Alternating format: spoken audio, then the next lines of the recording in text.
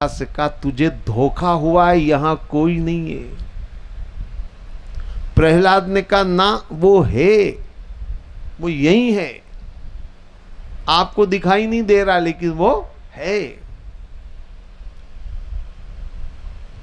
हिरण्यकश्यप ने कहा तेरा दिमाग खराब है, कोई तुझे नहीं बचाने वाला, आज मैं खुद अपने हाथों से मारूंगा। प्रहलाद ने कहा पहले भी कई बार कोशिश आप करवा चुके हो, और कर लो कोशिश, मुझे बचाने वाला आज भी बचाएगा जैसे पहले बचाया था। कहां है तुझे बचाने वाला? बोले यही है। कहां? यहां पर। बोले यहां है, यहां है, यहां है, सब जगह है। हिरण्यकश्यप को लगा ये प्रहलाद मुझे मूर्ख बना रहा है, तो हिरण्यकश्यप ने एक खंबे की तरफ कहा, बोले कि यहां है तेरा भगवान? तो प्रहलाद ने कहा यहां भी है भगवान। हिरण्यकश्यप को बड़ा क्रोध आया और उसने गदा मार करके उस खंबे को तोड़ना चाहा, और जैसे ही खंभ को तोड़ा, खंभ के अंदर से भगवान नरसिंह रूप लेकर के प्रकट हो गए। अब एक बात साफ तौर पर समझ लीजिए, भगवान कोई खंबे में ही रहते हो ऐसा मान करके आप हर किसी खंबे से मत लिपट जाओ, है ना। ये प्रहलाद का विश्वास था कि भगवान को खंभ से प्रकट होना पड़ा। ये प्रहलाद का विश्वास था। प्रहलाद के जीवन में और कोई साधना नहीं है, न उसने कोई जप किया, न तप किया, न कोई जंगल में जाकर के कठोर साधना करी है, न कोई उसने मालाएं फेरी हैं, न उसने कोई यज्ञ किया है, न कोई अनुष्ठान किया है। प्रहलाद ने जीवन में एक ही काम किया, पूर्ण विश्वास परमात्मा पर और पूर्ण सहनशीलता, इसके अलावा कुछ नहीं किया। और इसी से प्रहलाद ने परमात्मा को प्राप्त कर लिया, इसी से परमात्मा को पा लिया। भगवान नरसिंह रूप लेकर खंभ से प्रकट हुए और उन्होंने हिरण्यकश्यप का संहार किया। प्रहलाद के प्राणों की रक्षा हुई, और प्रहलाद के प्राणों की रक्षा ही नहीं बल्कि प्रहलाद को राज सिंहासन पर भी भगवान ने बिठाया, राज तिलक किया, राजा बने प्रहलाद। तो ये जो प्रहलाद का पूरा चरित्र मैंने आपके सामने रखा, मैंने आज कथा प्रारंभ करते समय आपसे कहा जीवन के लिए दो चीजें मुख्य होती है, एक संस्कार और एक संगति। प्रहलाद की कथा संस्कार पर आधारित कथा है। प्रहलाद के जीवन के संस्कार ही प्रहलाद को परमात्मा तक पहुंचाते। वो भक्ति कहां से आई? कहीं अलग से नहीं आई। कोई किसी गुरु के शिष्य बनकर के वो भक्ति उन्होंने प्राप्त नहीं करी है। कोई कहीं पर जाकर जप तप नहीं किया उन्होंने। प्रहलाद को संस्कार जो मिले, भागवत में वर्णन आता है और अन्य ग्रंथों में भी वर्णन आता है कि हिरण्यकश्यप दोबारा जब गया था तो देव ऋषि नारद के आश्रम पर हिरण्यकश्यप की पत्नी कुयाधु कुछ समय रही, और नारद जी ने कुयाधु को सत्संग दिया, धर्म शास्त्रों का उपदेश दिया। गर्भाधान संस्कार के बाद इसको हम कह सकते हैं सीमंतोन्नयन संस्कार। ये संस्कार की पूरी कथा है। अगर गौर से देखा जाए तो प्रहलाद का सारा चरित्र जो है, उसकी सारी भक्ति जो है, वो संस्कार है। ये संस्कार जब उदय होते हैं तो मानव के जीवन का कल्याण हो जाता है, मानव परमात्मा को प्राप्त कर लेता है। और इसलिए मैंने कहा संस्कारों का जीवन में बड़ा महत्व है। दूसरी चीज है संगति। आज मैंने इन्हीं दो बातों को लेकर आपसे कुछ चर्चा करने का निश्चय किया था, और इन्हीं दो बातों को लेकर के मैं चल रहा हूं। संगति का भी जीवन पर बहुत गहरा प्रभाव पड़ता है। हमारे यहां जितने भी धर्म ग्रंथ हैं, गीता, रामायण, भागवत, पुराण, उपनिषद, जितने भी ग्रंथ हैं, अगर आप गौर से देखें तो लगभग सभी ग्रंथों में आपको संगति के बारे में कुछ न कुछ जरूर सुनने को मिलेगा।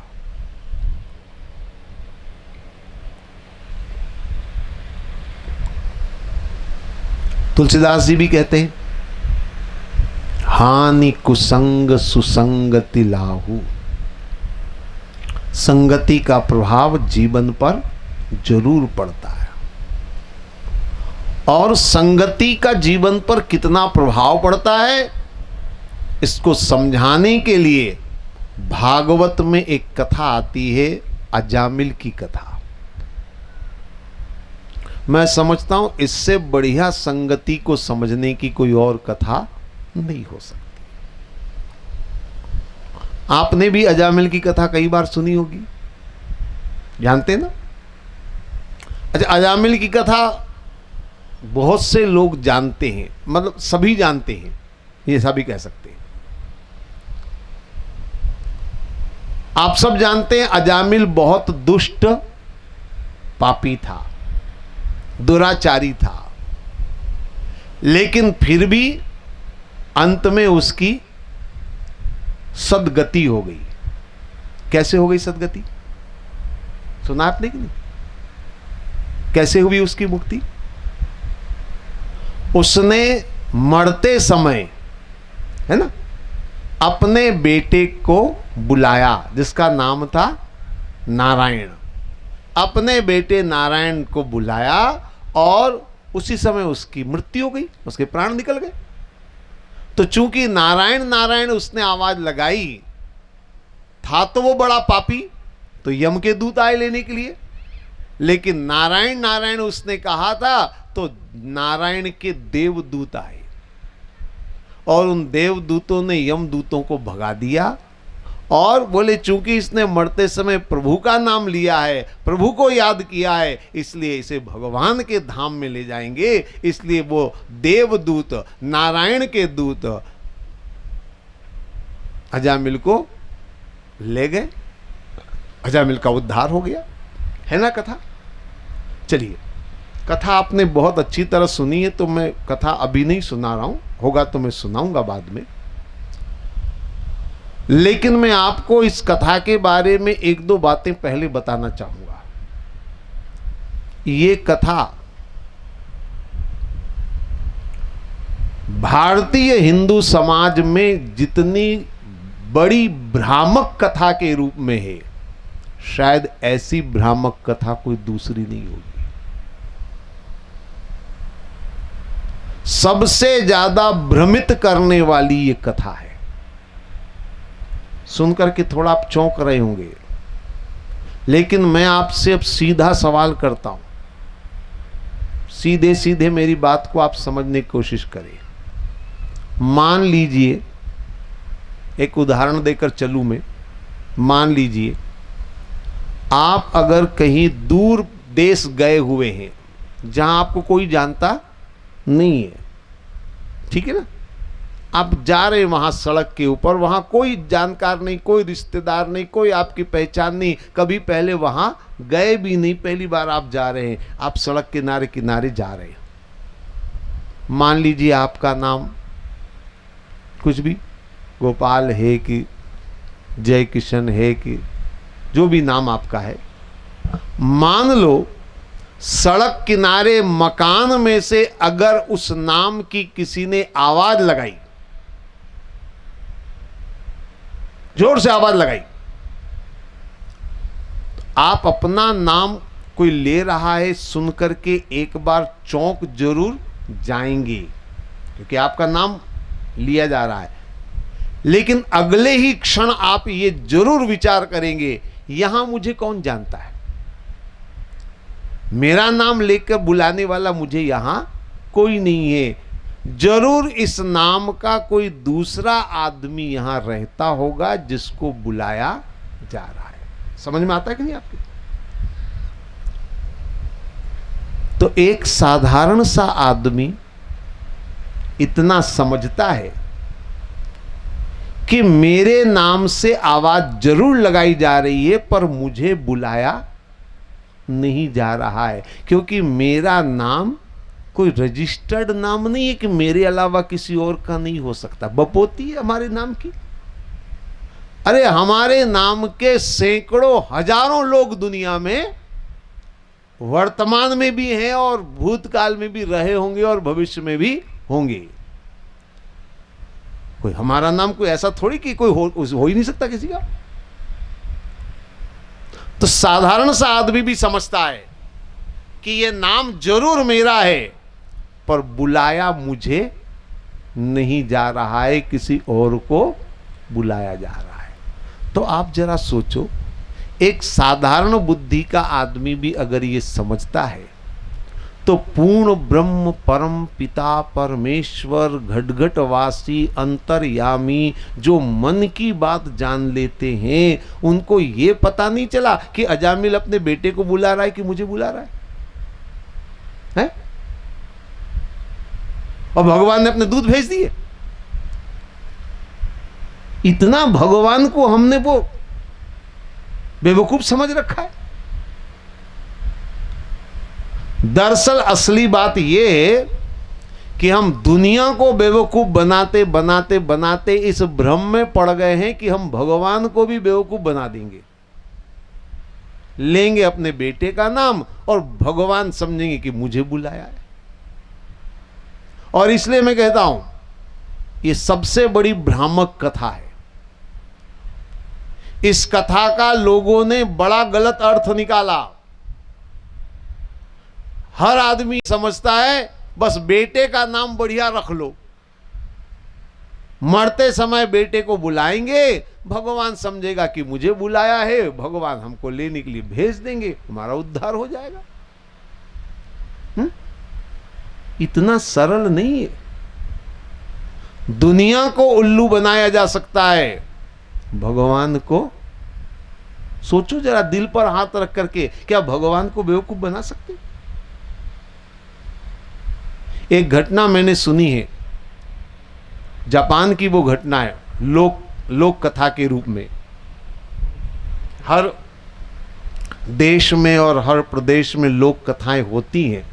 तो ये वहाँ की एक लोक कथा में वहाँ गया था, मैंने वहाँ सुनी थी, मुझे बहुत अच्छी लगती तो मैं सुना दिया करता हूँ।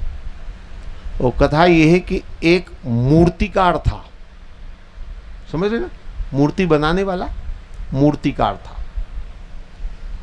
गजब का कलाकार था वो, और गजब की मूर्तियां वो बनाता था। उस पूरे देश में उस जैसा कोई महान मूर्तिकार नहीं था। उसकी हर एक मूर्ति बेजोड़ थी। ऐसी मूर्ति वो बनाता था कि लोग देखते रह जाते थे, यानी बिल्कुल हूबहू जैसे जिंदा आदमी खड़ा हुआ है, ऐसी मूर्तियां वो बनाता था। बहुत पुरस्कार उसने जीते, सरकार ने उनको बहुत सम्मानित किया, बहुत सारा उसका नाम था, इज्जत थी, सब कुछ था। वो धीरे धीरे बूढ़ा हो गया।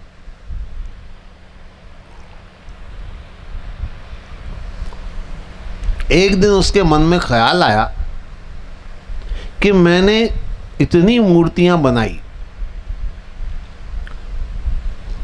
यूं समझ लो पैसे के लिए, नाम के लिए, सम्मान के लिए, इतनी मैंने मूर्तियां बनाई, अब मैं अपने लिए भी तो कुछ करूं। तो अपने लिए मतलब उसके दिमाग में एक योजना आई, और उस योजना के अनुसार उसने अपनी स्वयं की 15-20 मूर्तियां बनाई। कितनी? 15-20 मूर्तियां बनाई, और अपनी खुद की। अब आप समझ लीजिए, जो दूसरों की मूर्तियां इतनी गजब की बना सकता है, वो खुद की मूर्ति वो तो और गजब की होगी। ऐसी मूर्तियां उसने अपनी बनाई, बिल्कुल सजीव जैसे जिंदा आदमी खड़ा हुआ है। और सबसे बड़ी बात यह है कि हर मूर्ति का वजन भी उतना था जितना कि उसका खुद का वजन था। यानी आप उठा करके भी देखोगे तो पता नहीं चलेगा कि ये मूर्ति है या आदमी है। ऐसी मूर्तियां उसने बनाई। एक मूर्ति, 15-20 मूर्तियों में एक मूर्ति उसने ऐसी बनाई जो मूर्ति नहीं थी, बल्कि मूर्ति का ढांचा था, खोखा, जिसमें वो खुद अंदर खड़ा हो सकता था। और आंख की जगह उसने 2 छिद्र रख लिए थे ताकि वो उस खोखे में फिट हो जाए और आंख से वो देख सके। समझ में आ रही ना बात अब उसकी? ऐसा उसने एक खोखा बनाया। फिर उसका अंतिम समय जब आया तो वो उस खोखे में जाके खड़ा हो गया। 2 दूत लेने के लिए आए। अब जब घर में आए वो तो बड़े परेशान हो गए। 15-20 एक जैसे वही आदमी। अब इसमें असली कौन और नकली कौन, ये तो पहचानना मुश्किल। देवदूत बड़े परेशान हुए। एक 2 बार सबके सामने जा जा करके उन्होंने गौर से देखा, समझने की कोशिश करी, पर समझ में नहीं आया। और वो देख रहा है, एक उस खोखे में खड़े होकर के वो भी देख रहा है तमाशा और खुश हो रहा है। देवदूत आपस में बात कर रहे थे, भैया आज तो बड़ी मुश्किल हो गई। क्यों? इसमें असली कौन है, नकली कौन है? कहीं हमने असली के भरोसे नकली को उठा के ले गए तो अपनी तो नाक कट जाएगी। ये तो पहचान में ही नहीं आ रहा कि असली कौन है नकली कौन है। और वो कलाकार देख रहा है, सुन रहा है, खुश हो रहा है, आज मैंने इनको बेवकूफ बना दिया। तो दोनों दूतों ने कहा यार एक बार और चलकर देखते।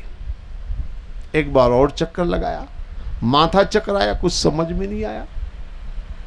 इतने में एक देवदूत ने अपने साथी दूसरे देवदूत से कहा, यार कलाकार तो गजब का है, ऐसी मूर्तियां बनाई कि समझ में नहीं आता असली कौन है और नकली कौन है। इतने में दूसरा बोला, है तो बहुत बड़ा कलाकार, पर एक मिस्टेक है, एक मिस्टेक रह गई, उसी से पकड़ में आ जाएगा, एक मिस्टेक रह गई। अब जैसे इस दूसरे देवदूत ने कहा एक मिस्टेक है, वो जो कलाकार जो उस खोखे में खड़ा हुआ था वो तुरंत उसमें से निकलकर बाहर आया। बोले कौन सी मिस्टेक? तो देवदूत ने कहा आजा, बस यही मिस्टेक और कुछ नहीं। आ गया पकड़ में।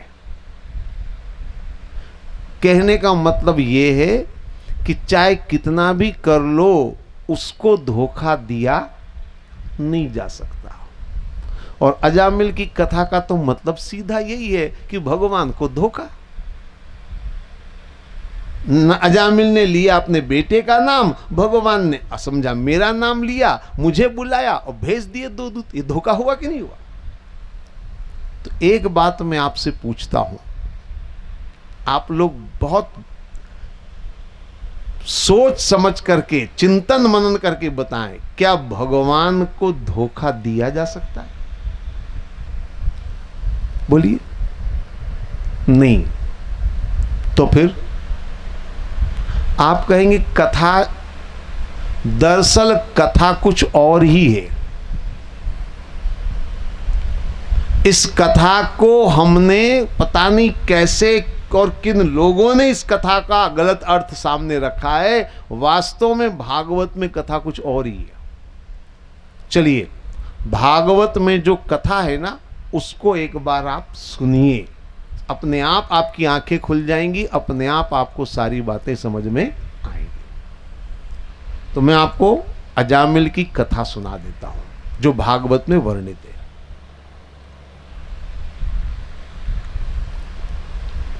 कन्नौज शहर का रहने वाला था अजामिल।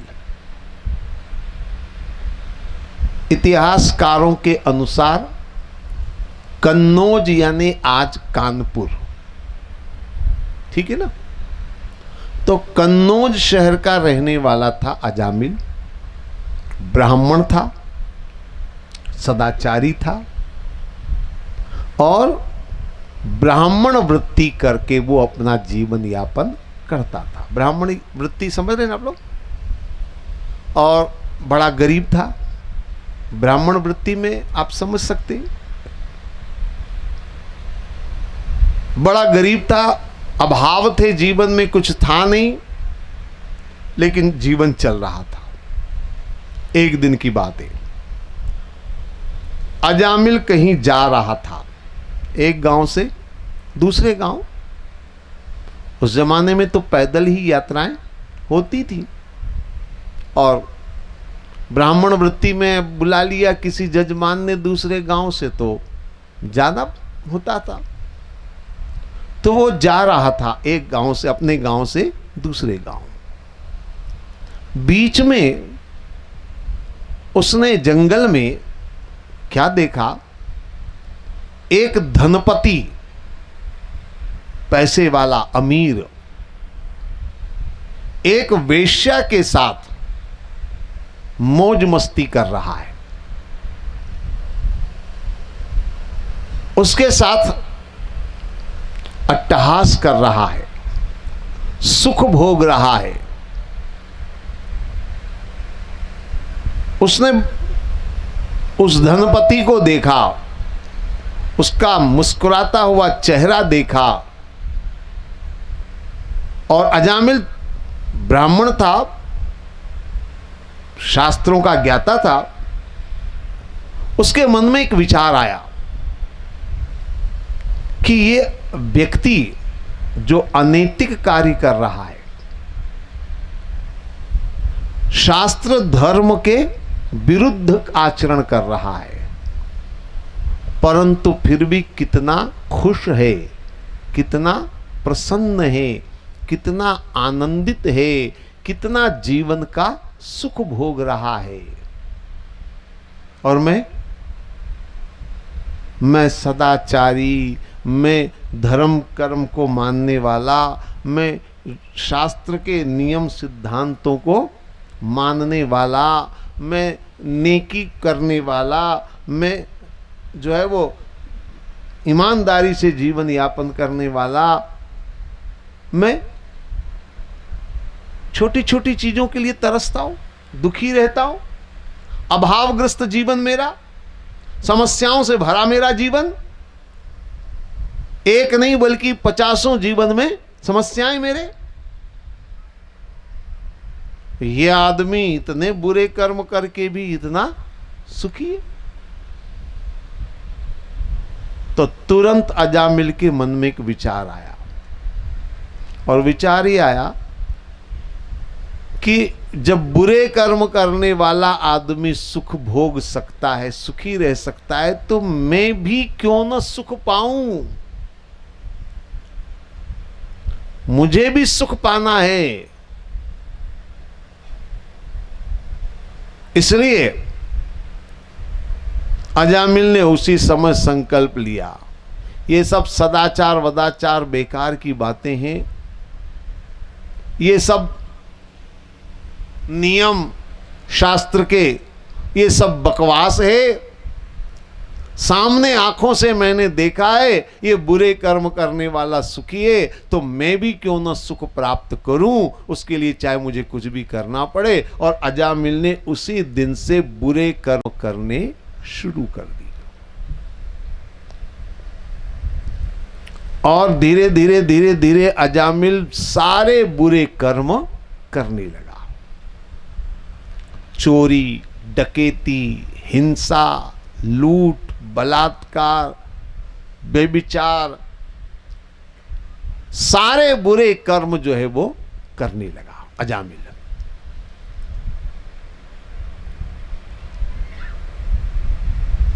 तो ये जो अजामिल का जो वर्णन है भागवत में, वो आप ध्यान से, पहले आप कथा की बात है वो पहले मैं आपको सुना रहा हूं। ऐसे उसका जीवन चल रहा था अजामिल का। बहुत बुरे कर्म करते करते वो एक मशहूर, विख्यात नहीं कहना चाहिए बल्कि कुख्यात हो गया था। लोग उसके नाम से थर थर कांपते थे। वो जिधर से निकल जाता था लोग डर के मारे घर में घुस जाते थे। अजामिल दादा आजकल की भाषा में कह रहा हूं, तो वो अजामिल दादा बड़ा मशहूर था। ये उसका जीवन था। एक दिन की बात है, उस गांव में जहां अजामिल रहता था, उस गांव में एक महात्मा आए, एक संत आए। संत जो है वो बड़े सरल थे, बड़े सहज थे, लोग उनसे बड़े प्रभावित हुए। संत जी वहां पर लंबे समय तक रहे। हमारी यहां तो परंपरा है, चातुर्मास परंपरा, सन्यासी लोग चातुर्मास में एक ही स्थान पर 2-3 महीने व्यतीत करते हैं, तो वो भी वहां रुके। और इतने सरल संत थे कि जब भी कोई उन्हें प्रेम से कहता कि हमारे घर पधारे, तो वो तुरंत हाँ कर लेते थे और चले भी जाते थे। तो लोगों का प्रेम और ज्यादा बढ़ गया उनके प्रति, और ज्यादा जो है वो लोग उनसे जुड़ने लग गए। धीरे धीरे धीरे धीरे पूरा गांव उनसे जुड़ गया। वो जहां जाते थे पूरे गांव के लोग श्रद्धालु उनके साथ साथ जाते थे। अजामिल की पत्नी ने देखा ये महात्मा के पीछे पीछे दुनिया भाग रही है, लोग इधर जा रहे उधर जा रहे, ऐसे वो से। उसकी पत्नी ने देखा, इसके भी घर गए, उसके भी घर गया। वो महिला तो देखती है ना, महाराज उसके घर भी गए, उसके घर भी गए, सब लोग अपने अपने घर ले जा रहे हैं। तो अजामिल की पत्नी के मन में एक दिन विचार आया, अपने घर भी महाराज आ जाए तो। उसने अपने मन की बात अड़ोस पड़ोस के 1-2 महिला से करी, भाई मेरी भी इच्छा हो रही कि महाराज मेरे घर आए। तो वो अड़ोस पड़ोस की महिलाएं सुन करके थोड़ी सहम गई, तेरे घर महाराज नहीं आने वाले। तो उसने कहा भाई एक बार पूछ तो लो महाराज जी से। जैसे तैसे हिम्मत करके 1-2 महिलाओं ने जाकर के महाराज तक संदेश पहुंचाया कि भाई एक अजामिल जो है उसकी घर वाली की इच्छा है कि आप उनके घर जाएं। अब वहां जितने लोग बैठे हुए थे महात्मा के पास, गांव के 2-4 8-10 लोग तो हमेशा बैठे रहते थे, उन्होंने जब सुना तो वो तो एकदम से खड़े हो गए। अरे उस पापी के घर तो महाराज, तुम कैसे बात करती हो, ऐसे पापी के घर महाराज जाएंगे क्या? ऐसे पापी के घर का तो पानी भी पीना पाप है, ये है वो है। लोग बिना महात्मा के बोले ही बोलना शुरू कर दिए। महात्मा ने उन सब लोगों को शांत किया, बोले बात क्या, मुझे भी तो बताओ। तो गांव वालों ने कहा महाराज हमारे गांव में एक ऐसा आदमी है जिससे हमारा पूरा गांव बदनाम है, बहुत बुरा आदमी है, बहुत बुरे काम करने वाला आदमी है, ऐसा है वैसा है, सारे बुराइयां उन्होंने बताई। ऐसा बुरा आदमी है, वो कभी साधु महात्मा को मानता नहीं है और कईयों को तो उसने मार डाला है। अब वो आप उसके घर क्यों जाएंगे? तो महात्मा ने कहा अगर मुझे कोई बुलाएगा तो मैं जाऊंगा। सुनकर के लोग भी चौंक गए, भाई अगर वो बुला रहे हैं तो वो अगर पाप कर्म करने वाला है तो उसके कर्म उसके साथ, मुझे क्या फर्क पड़ता है। और मैं अगर पापियों के वहां जाकर के उनको रास्ता नहीं दिखाऊंगा तो मैं साधु किस बात का। अरे अच्छे सदाचारी लोग तो सदमार्ग पर चल ही रहे हैं, उनको भी तो सदमार्ग पर चलाना है जो अच्छे कार्य से विमुख हो गए। तो महात्मा ने कहा मैं जाऊंगा। हालांकि गांव के कई लोगों ने विरोध किया, मत जाइए महाराज, पर महात्मा ने कहा नहीं मैं जाऊंगा, खबर भिजवा दो, महात्मा आने को तैयार है। लोगों ने खबर पहुंचा दी। अजामिल की पत्नी से कहा देख महाराज तेरे घर आने को तो तैयार हो गए हैं, पर तेरे पति महाराज भाई कहीं ऐसा नहीं हो कि मामला उल्टा हो जाए, तो तू अपने पति को कैसे करेगी, समझाएगी, ये तू जान। उनको या तो कहीं बाहर भेज दे या घर में एक कमरे में उनको बंद कर देना, महाराज आए कि 2 मिनट में चले जाएंगे। अब पत्नी के लिए बड़ी मुश्किल हो गई, सोचा नहीं था कि महाराज हाँ कर लेंगे। महाराज ने हाँ कर ली, अब क्या करे। तो पत्नी ने अपने पति से कहा, वो जानती तो सब थी पति को और पति के कर्मों को। तो अजामिल की पत्नी ने अपने पति से कहा कि महाराज, हे पतिदेव, आपसे मैं कुछ मांगती हूं। अजामिल ने कहा, बोल, किसकी गर्दन काट के लाऊं? किसी के गले का हार पसंद आ गया हो तो उसकी गर्दन काट दूंगा, किसी के कमर का कंदोरा पसंद आया हो तो एक के दो टुकड़े करके मैं बोल। तो पत्नी ने कहा, गहने बहुत हो गए हैं, अब मुझे गहना नहीं चाहिए। फिर क्या चाहिए तुझे? बोले, मैं एक महात्मा को बुलाना चाहती हूं घर में। अजामिल बड़ा गुस्से में आया, तेरा दिमाग खराब है? ये ढोंगी पाखंडी साधु बाबा क्या करना अपने घर में इनको बुला करके? नहीं बुलाना है। बोले, मेरी इच्छा है, आपको क्या आपत्ति है? आपको क्या, आप नहीं मानते हो तो आप मत मिलना उनसे, आप अपने कमरे में रहना, आप आना भी मत। मैं आपको ये नहीं कह रहा हूं कि आप प्रणाम करना, कि आप पूजा करना, कि आपके कुछ वो करना, कुछ मत करना, आप अपने कमरे में रहना। मैं चाहती हूं एक बार बुलाना, बस मेरी एक इच्छा पूरी कर दीजिए। तो अजामिल ने कहा, ठीक है, पर एक बात है, ये महात्मा लोगों को मैं जानता हूं, आएंगे नहीं और शुरू हो जाएंगे, आश्रम के लिए चंदा दे दे माई, हमारे लिए ये दे दे वो दे दे। अगर उन्होंने कुछ ऐसी डिमांड कर ली तो फिर मेरा पारा चढ़ जाएगा, क्योंकि मैं किसी को देता नहीं हूं, उसके ले लेता हूं। हाँ, ये मेरी आदत है, मैं लेना जानता हूं, देना नहीं जानता हूं। तो अगर उन्होंने कुछ डिमांड करी ना तो फिर मेरा माथा चकरा जाएगा, फिर मैं कुछ भी कर दूंगा। जैसे तैसे पत्नी ने समझाया अजामिल को और तय हो गया कि इस दिन महात्मा आएंगे। अजामिल की पत्नी ने कहा, आप कमरे में ही रहना। ठीक है। महात्मा जी आए। कुछ लोग तो आए भी नहीं साथ में, जो हर जगह जाते थे वो भी नहीं आए। दो चार डरते डरते आए, वो भी ये देखने को कि आज यहां क्या होने वाला है। तो डरते डरते लोग आए थे दो चार साथ में। महात्मा अंदर आए, आसन पर बैठ गए। अब उनकी जो पत्नी थी, अब ज्यादा तो वो भी जानती नहीं थी साधु संतों की सेवा कैसे करी जाए। अड़ोस पड़ोस से पूछा होगा कि भाई क्या करूं, महाराज आए तो ये फल वगैरह रख दिए सामने। महात्मा जी ने अजामिल की पत्नी से पूछा, हे देवी, आपके पतिदेव कहीं नजर नहीं आ रहे? कहां है आपके पतिदेव? लोगों ने कहा, ये तो मर गए। हम तो चाह रहे थे कि अच्छा है कमरे में वो दुष्ट बैठा रहे, ये महात्मा जबरदस्ती उसको याद कर रहे। पत्नी से कहा, आपके पतिदेव नजर नहीं आ रहे। तो अब पत्नी भी बेचारी सकपका गई, है उधर आराम कर रहे हैं उधर। अरे बुलाओ ना उनको। अब कह दिया बुलाओ। अब पत्नी डरते डरते गई पति के पास, चुप रहना, आप बोलना कुछ मत, 2 मिनट के लिए चलो, वो बुला रहे हैं महाराज, आप 2 मिनट के लिए चलो। अब अजामिल का पारा तो चढ़ा हुआ था, आ तो गया पत्नी के साथ, न नमस्कार न प्रणाम न कुछ भी नहीं।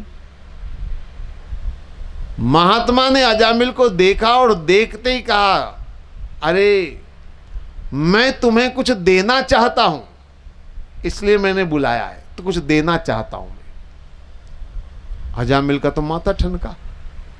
अभी तक अजामिल की खोपड़ी में यह था कि ये लोग हमेशा कुछ न कुछ मांगने और लेने के लिए आते हैं। महात्मा ने उल्टा कह दिया, मैं देने के लिए आया हूं, कुछ देना चाहता हूं। अजामिल ने कहा, ला दे,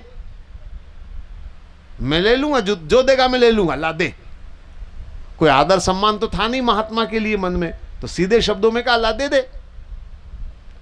तो अजामिल की बात सुनकर के महात्मा मुस्कुराए और मुस्कुरा करके बोले, देख भैया, धन दौलत रुपया पैसा मेरे पास नहीं है, पर हां एक चीज मैं दे सकता हूं और वो मैं देना चाहता हूं, और वो ये है कि तुम्हारी पत्नी गर्भवती है, दिख रहा है, तो मैं तुम्हारे संतान का नाम देना चाहता हूं।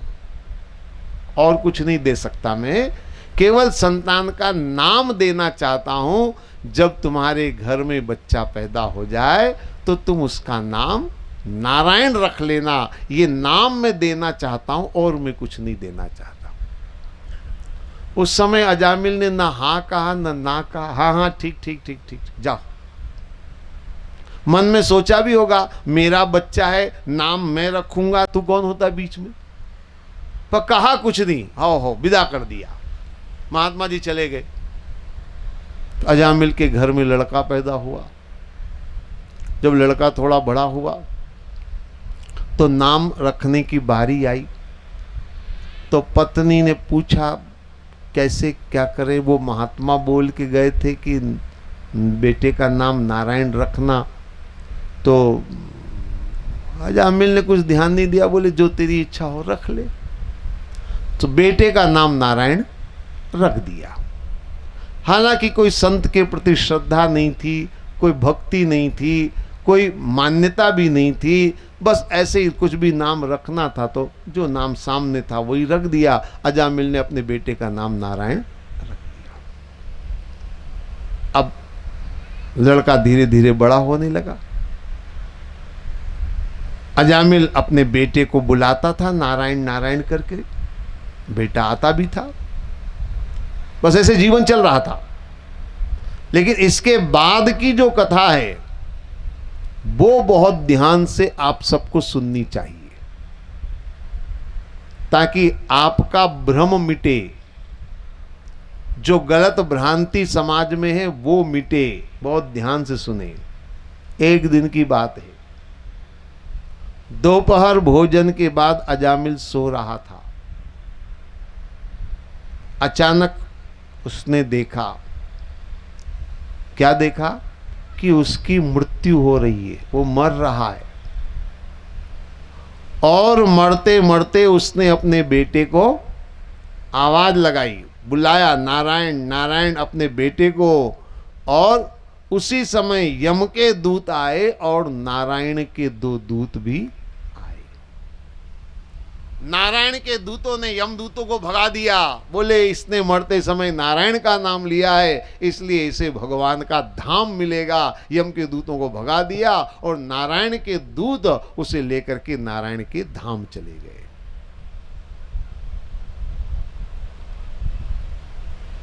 भगवान की शरण में ले गए और उसकी नींद खुल गई।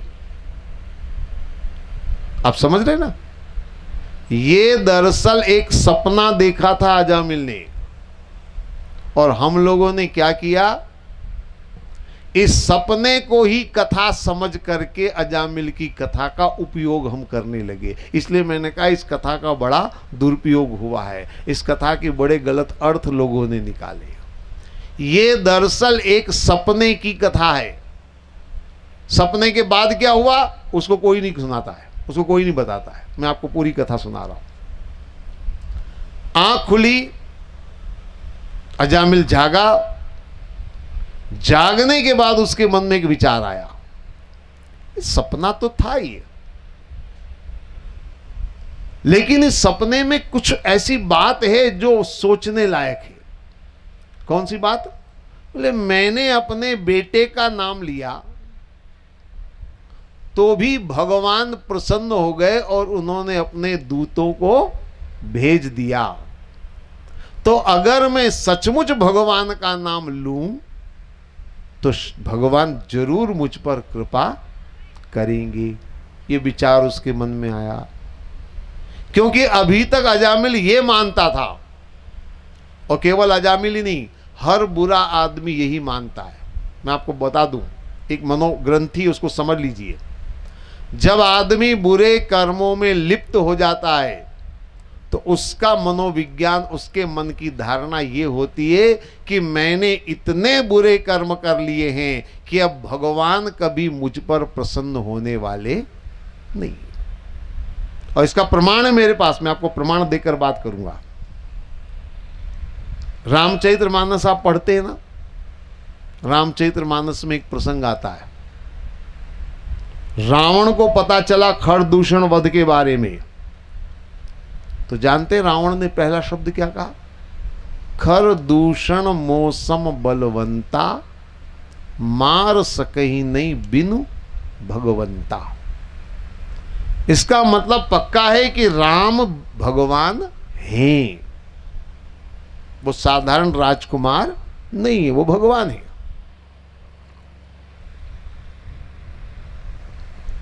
तो किसी ने कहा जब तुम जान गए हो कि वो भगवान है तो उनकी शरण में चले जाओ, है?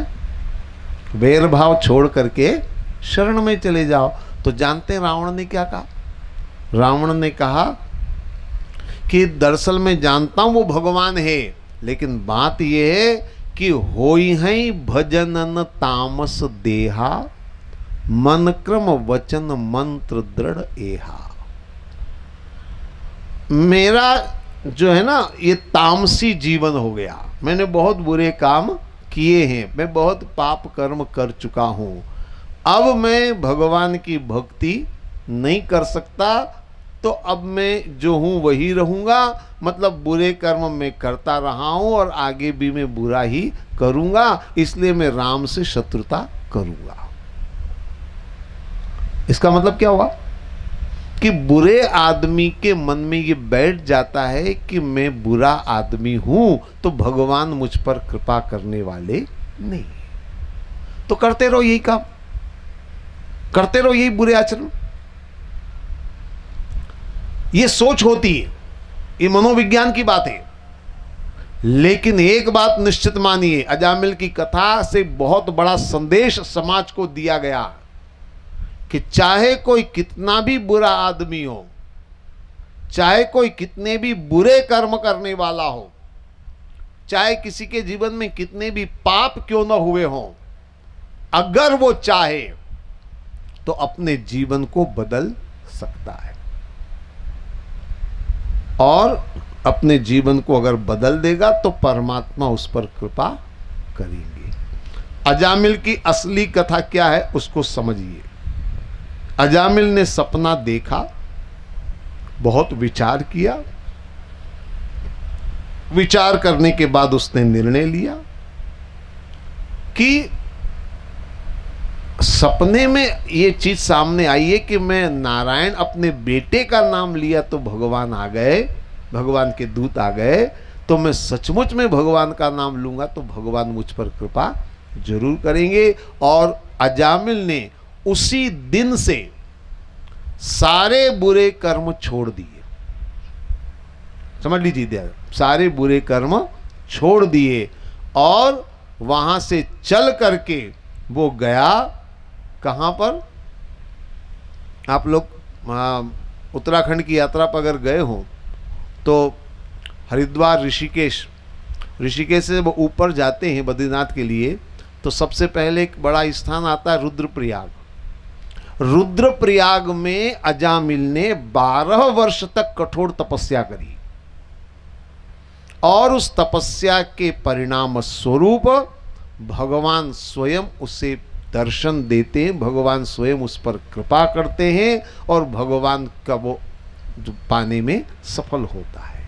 ये है अजामिल की वास्तविक पूरी कथा। तो एक बात इसमें आप ध्यान से समझ लीजिए, केवल अपने बेटे का नाम नारायण रख लेने से अजामिल का उद्धार नहीं हुआ। हालांकि बेटे का नाम अजामिल ने रखा भगवान के नाम पर, उसका लाभ उसे मिला, लेकिन केवल इतना करने से भगवान प्रसन्न हो जाएंगे? आप अपने बेटे का नाम लोगे और भगवान समझेंगे कि मुझे बुलाया, ये धोखा किसी और को देना, भगवान को धोखा दिया नहीं जा सकता। जो घटघटवासी अंतर्यामी हैं, जो मन की बात जान लेते हैं, उनको पता न चले कि आपने किसको बुलाया है, ऐसा संभव नहीं है। तो ये अजामिल की कथा को पहले ध्यान से आप सुन लें। पूरी कथा मैंने आपको इसीलिए सुनाई है कि पहले आप ध्यान से सुन लें। अब इस कथा में जो सबसे महत्वपूर्ण बात है वो है संगति की बात,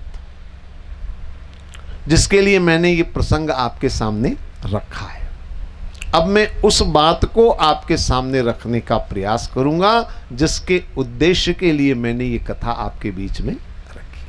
देखिए, अजामिल प्रारंभ में एक सदाचारी इंसान था, ब्राह्मण था, सदकर्म करने वाला था, पूजा पाठ करने वाला सात्विक ब्राह्मण था। लेकिन एक दिन उसने जंगल में एक कामी पुरुष को, एक धनपति को एक स्त्री वेश्या के साथ सुख भोगते हुए देखा। गीता में एक बहुत अच्छी बात कही गई, जीवन में बुराइयां कैसे आती हैं, किस क्रम से आती हैं। तो गीता कहती है, ध्यायतो विषयान पुंस संग तेषुपजायते, संगात संग जायते, कामः कामाद क्रोधो भी जायते, क्रोधात भवति सम्मोहा, सम्मोहात स्मृति विभ्रम, स्मृति भ्रमशात बुद्धिनाशो, बुद्धिनाशात प्रणश्यति। ये गीता का संदेश है। और गीता क्या कहती है कि जीवन में बुराइयों की शुरुआत कहां से होती है? संग तेषुपजायते। संगति अगर गलत है तो बुराइयां जीवन में आती है। यानी सबसे ज्यादा महत्वपूर्ण है संगति। अजामिल ने बुरे आदमी को देखा और उसके मन में सवाल पैदा हुआ। वैसे यह सवाल आज भी कई लोगों के मन में उत्पन्न होता है। शायद गौर से आप विचार करेंगे मेरी बात पर। आज भी जब हम किसी बुरे आदमी को सुख पाते हुए देखते हैं या किसी सज्जन ईमानदार को दुख पाते हुए देखते हैं, कष्ट पाते हुए देखते हैं, तो हमें भी मन में ये प्रश्न सताता है, हमारे मन में भी ये सवाल पैदा होता है कि नहीं होता है? अच्छा, हमारे यहां एक सिद्धांत रखा गया, जो जस करहि सो तस फल। जो जैसा कर्म करेगा वैसा फल पाएगा। अच्छे कर्म करेंगे तो सुख पाएंगे, बुरे कर्म करेंगे तो दुख पाएंगे। फिर भी हम देखते हैं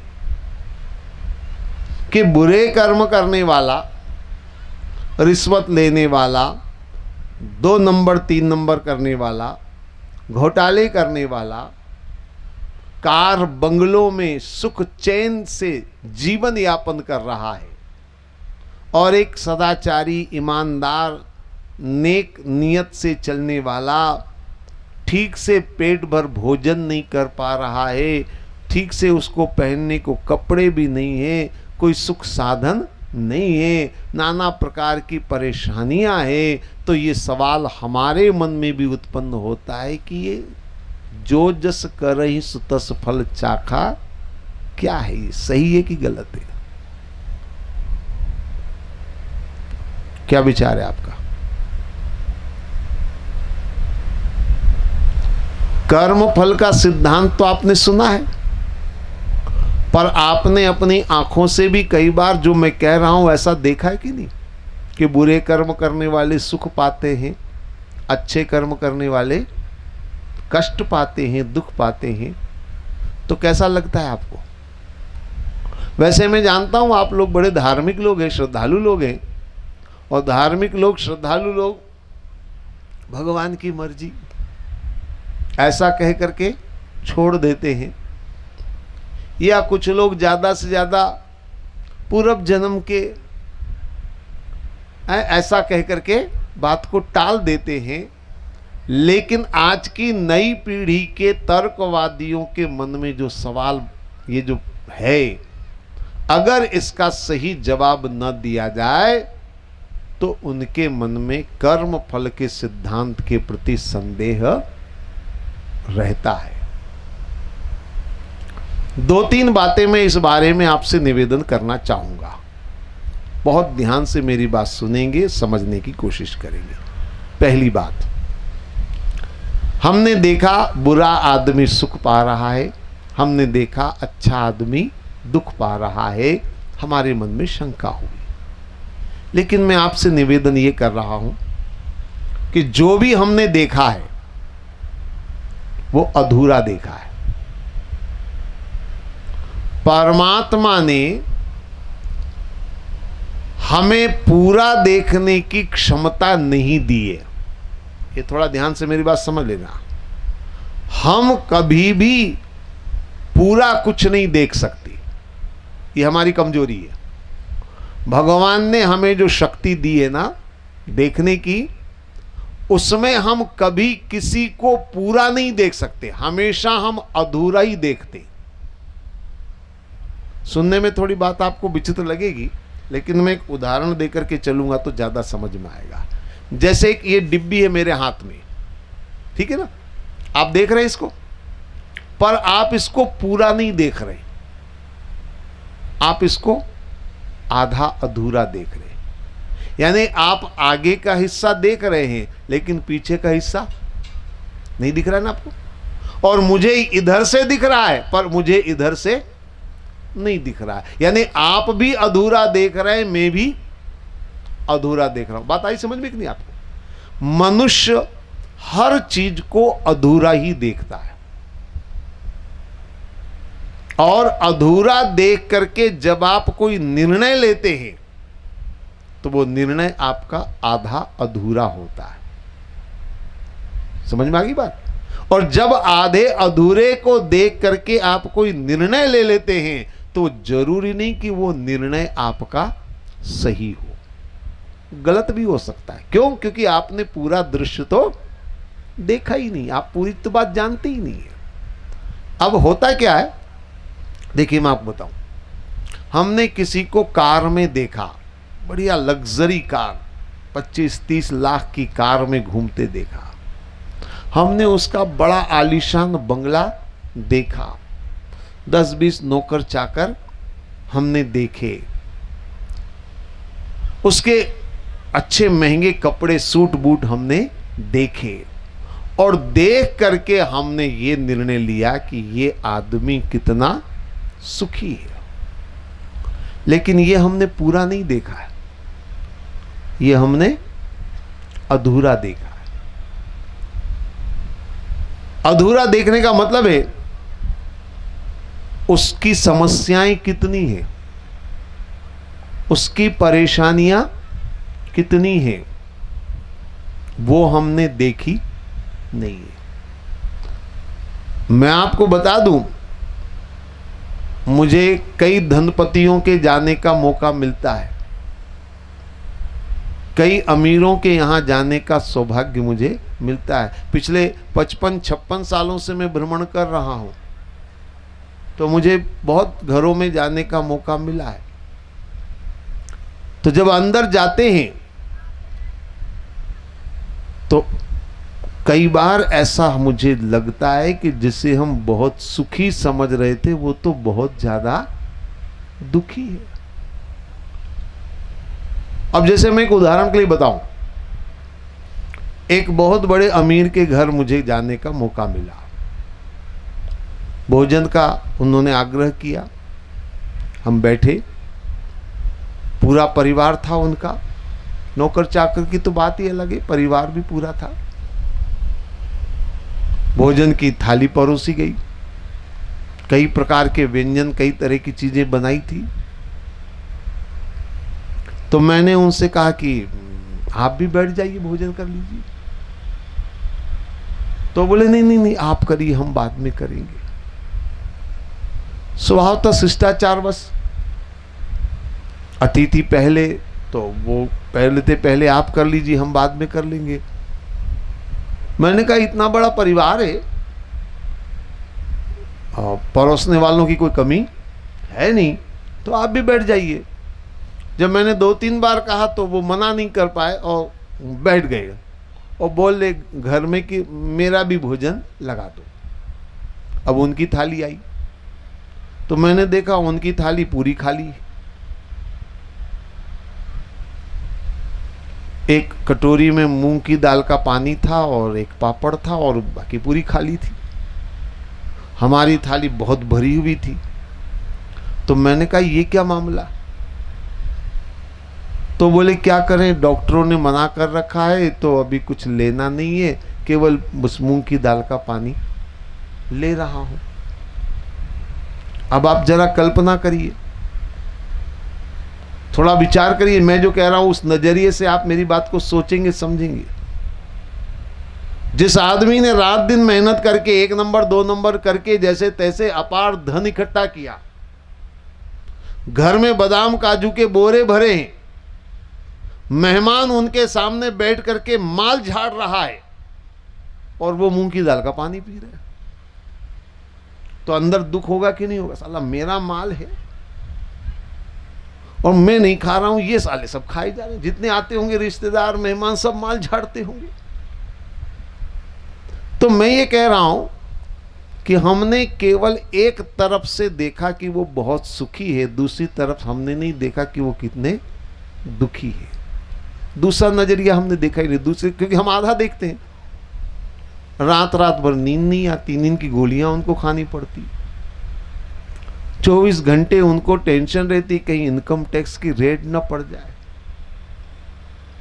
कुछ और तरह की समस्याएं भी होती हैं।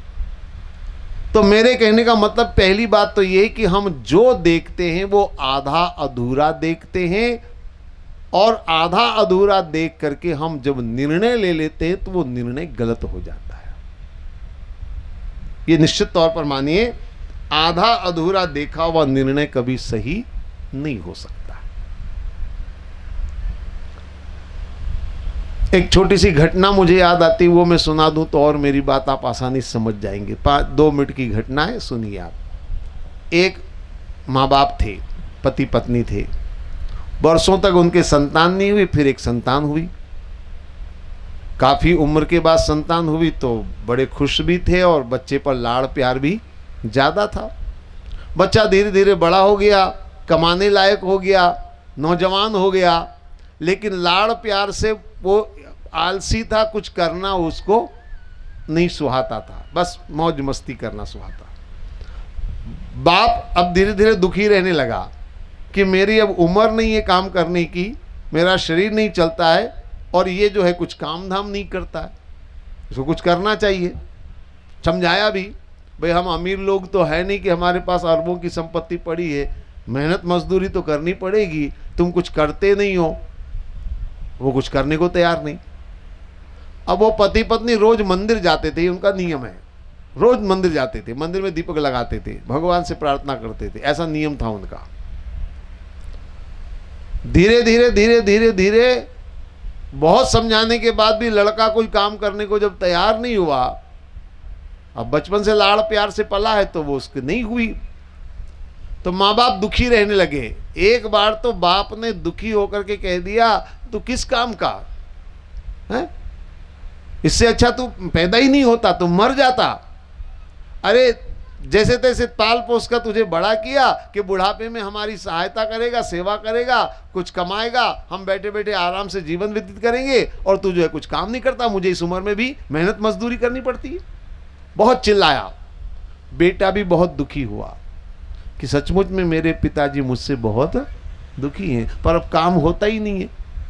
तो बेटे ने क्या किया, घर छोड़कर चला गया। काम होता नहीं है, बाप को दुखी देखा तो बेटे ने क्या निर्णय लिया कि मैं घर छोड़कर चला जाऊंगा, मैं सामने नहीं रहूंगा तो मेरे पिताजी दुखी नहीं होंगे। घर छोड़कर वो चला गया। बूढ़े माँ बाप मंदिर रोज जाते थे, मंदिर गए, भगवान को दीपक लगाया और दीपक लगा करके भगवान से बोले, हे प्रभु कितना बुरा हुआ हमारे साथ, एक संतान हुई और बुढ़ापे में वो भी हमें छोड़कर चली गई, अब हमारा सहारा ही नहीं रहा। हे भगवान हमारे साथ बहुत बुरा हुआ, बहुत बुरा हुआ, ऐसा वो भगवान से शिकायत कर रहे थे। ठीक भी है उनकी शिकायत। वो लड़का गया शहर में, 2 दिन 3 दिन से भूखा प्यासा था वो, क्योंकि कोई उसका वहां परिचित तो था नहीं जो उसको भोजन खिला दे, लेकिन काम करने की आदत नहीं थी तो निकम्मा था वो वहां पे भी। अचानक क्या हुआ कि वो सड़क के किनारे जा रहा था, एक बूढ़ा आदमी, अचानक उसे लगा कि अभी इसका एक्सीडेंट हो जाएगा, तो उसने हाथ पकड़कर बूढ़े को खींच लिया और उसके प्राण बचा लिए। तो प्राण बचा लिए। तो बूढ़ा बहुत पैसे वाला था, वो बुजुर्ग बड़ा प्रसन्न हुआ, ए बच्चे तूने मेरे प्राण बचाए, है नौजवान तूने मेरी जिंदगी बचाई, तू कौन है, कहाँ का रहने वाला, यहाँ कहाँ रहता है? तो उसने कहा मेरा यहाँ कोई ठिकाना नहीं है। तो बूढ़े ने कहा तू चल मेरे साथ, तेरा यहाँ कोई नहीं है तो तेरा रहने का ठिकाना नहीं, तो मेरे यहाँ रहना, मेरे यहाँ काम करना और तेरा बंदोबस्त मैं कर दूंगा। तो वो चला गया। अब वो वहाँ उस बूढ़े का घर का कामकाज करने लगा, उसकी सेवा करने लग गया। धीरे धीरे वो बूढ़ा जो धनपति था वो उससे बहुत प्रसन्न रहने लगा और वो बड़ी अच्छी तरह से सेवा कर रहा था। अचानक उस बूढ़े की तबीयत खराब हुई, उसका कोई आगे पीछे रिश्तेदार था नहीं, तो उसने अपनी सारी दौलत इसी के नाम पर कर दी और वो मर गया। जब सारी दौलत इसे मिल गई तो इसके मन में विचार आया कि मैं अपने बूढ़े माँ बाप को दुखी करके यहाँ आया था, आज मेरे पास पैसा आ गया तो मुझे माँ बाप के पास जाना चाहिए ताकि उनका बुढ़ापा सुधर जाए। तो ये सारा धन लेकर के बूढ़े माँ बाप के पास वापस गया। जैसे ही गया, वो माँ बाप जो अभी तक रोज मंदिर में आकर शिकायत करते थे कि प्रभु मेरे साथ बहुत बुरा हुआ, हमारा बुढ़ापे का सहारा छीन लिया, हमारा बेटा चला गया, वो ही माँ बाप मंदिर में आकर दीपक लगाकर कहते हैं भगवान बहुत अच्छा हुआ जो हमारा बेटा गया। गया तभी तो धन लेके आया, जाता नहीं तो धन कहां से लाता। तो वो अब धन्यवाद दे रहे हैं, बहुत अच्छा हुआ जो हमारा बेटा गया, धन लेके आ गया, अपार धन हो गया। अब जहां धन होगा वहां चोर भी आएंगे। एक दिन चोर आए घर में, लड़के की आंख खुल गई। लड़के ने चोरों का सामना किया, हाथापाई हुई, चोरों ने उसकी टांग तोड़ दी और वो धन लेकर चले गए चोर। अब इसकी टांग टूट गई, ये अपाहिज हो गया। ये माँ बाप फिर दौड़े दौड़े मंदिर में गए, दीपक लगाया, हे भगवान हमारे साथ बहुत बुरा हुआ, ना तो लड़का घर छोड़कर जाता, न धन लाता, तो न टांग टूटती। हमारे साथ बहुत बुरा हुआ, टांग टूट गई, अपाहिज हो गया। अपाहिज बच्चा मतलब और दुख माँ बाप के लिए। शिकायत करने लग गए। थोड़े दिन बाद क्या हुआ, उस राज्य में पड़ोसी राजा ने आक्रमण कर दिया। पड़ोसी राज्य ने उस राज्य पर आक्रमण कर दिया। जब आक्रमण कर दिया तो इस देश के राजा ने, जहां ये रहते थे, इस देश के राजा ने सारे नौजवानों से कहा कि तुम सब सेना में आ जाओ। सारे नौजवानों को, अनिवार्य, कंपलसरी। तो जितने मोहल्ले के नौजवान थे उन सब को सेना में पकड़ पकड़ कर ले गए। इसको छोड़ दिया क्योंकि ये लंगड़ा था। लंगड़ा क्या करेगा, तो इसको छोड़ दिया, अपाहिज था ये। तो जब सबको सेना में ले गए तो ये माँ बाप फिर दौड़े दौड़े मंदिर गए, दीपक लगाए, हे भगवान बहुत अच्छा हुआ हमारा बेटा गया, बहुत अच्छा हुआ धन लाया, बहुत अच्छा हुआ चोर आए, टांग टूट गई, कम से कम जान तो बच गई। ये युद्ध में तो मरने का मामला ही सीधा। तो अब ये वापस अच्छा अच्छा अच्छा करने लगे, धन्यवाद भगवान को करने लगे। अब आगे क्या हुआ कि जब राजा ने सारे नौजवानों को इकट्ठा कर लिया तो सेना बहुत लंबी चौड़ी हो गई। अब इतनी लंबी चौड़ी सेना को देख करके सामने वाला राजा और उसके सिपाही डर के मारे भाग गए। बिना लड़े ही युद्ध को जीत गए। जब बिना लड़े युद्ध जीत गए तो इस देश के राजा ने सारे नौजवानों को 1,000 स्वर्ण मुद्राएं इनाम दे दी। तो सारे मोहल्ले के नौजवान 1,000 स्वर्ण मुद्राएं खनखनाते हुए घर आए। जब सब घर आए खनखनाते हुए, माँ बाप ने देखा तो फिर मंदिर दौड़े, हे भगवान बहुत बुरा हुआ, न हमारा बेटा घर से जाता, न धन लाता, न चोर आते, न टांग टूटती, तो राजा के साथ वो ये भी जाता सेना में तो आज 1,000 स्वर्ण मुद्राएं लेकर के आता। आप समझ रहे मैं क्या कहना चाह रहा हूं? कभी आदमी को लगता है ये मेरे साथ बुरा हुआ, कभी लगता है ये मेरे साथ अच्छा हुआ। क्यों? क्योंकि हम अधूरा ही देख रहे हैं। जब हम अधूरा देखते हैं तो ऐसा ही होता है। इसलिए अगर हमने किसी को बुरे कर्म करते हुए सुख देखा है तो पहली बात ये समझ लीजिए कि हम अधूरा देख रहे हैं, पूरा नहीं देख रहे। पहली बात। एक चीज और मैं आपको बताऊं, मान लीजिए आप जंगल में जा रहे हो, मान लीजिए आप जंगल में जा रहे हो, जंगल में एक इमली का पेड़ है, उस इमली के पेड़ के नीचे बैठ करके अगर कोई आम चूस रहा है, इमली के पेड़ की छांव में बैठ करके कोई आम चूस रहा है, चूस सकता है कि नहीं चूस सकता है? आपने आम चूसते हुए देखा, ठीक है ना? तो आपको क्या लगेगा, क्या ये फल इसी पेड़ से इसको मिला है? नहीं, चाहे वो पेड़ के नीचे बैठकर आम चूस रहा है, लेकिन आप अच्छी तरह जानते हैं कि आम का फल किसी आम के पेड़ का ही होगा, इमली के पेड़ का फल ये नहीं हो सकता है। तो इसी तरह से अगर बुरे कर्म करते हुए भी कोई सुख रूपी फल पा रहा है, तो निश्चित मानिए ये सुख किसी न किसी अच्छे कर्म का फल है, न कि इस बुरे कर्म का फल है। इमली के पेड़ के नीचे बैठकर आम चूस सकते हैं, लेकिन होगा तो वो किसी आम के पेड़ का ही फल। तो इसी तरह से आप इस चीज को समझ लीजिए, कर्म फल का सिद्धांत अगर समझ में आ जाए, जो जस करहि सो तस फल चाखा। अभी कुछ मन में हो तो आप बता देंगे, अब समझ में आ गई बात की नहीं? आपके समझ में आ गई, अजामिल के नहीं आई समझ में। अजामिल को यह लगा कि बुरे कर्म करने वाला सुखी है, तो मैं भी बुरे कर्म करके सुखी हो जाऊं, और उसने बुरे कर्म करने शुरू कर दिए। यानी एक गलत संगति से आदमी बुरे कर्म की ओर प्रवृत्त हो जाता है। फिर अजामिल के जीवन में दूसरा परिवर्तन आया। ध्यान से कथा को सुनी होगी आपने। दूसरा परिवर्तन कब आया? जब एक महात्मा उसके घर में आए। अब देखिए, संगति में फिर परिवर्तन आया, संत की संगति हुई। एकदम से कोई अजामिल बहुत बड़ा त्यागी नहीं बन सकता है। संत के घर में आने से, संत की संगति से लाभ कितना हुआ?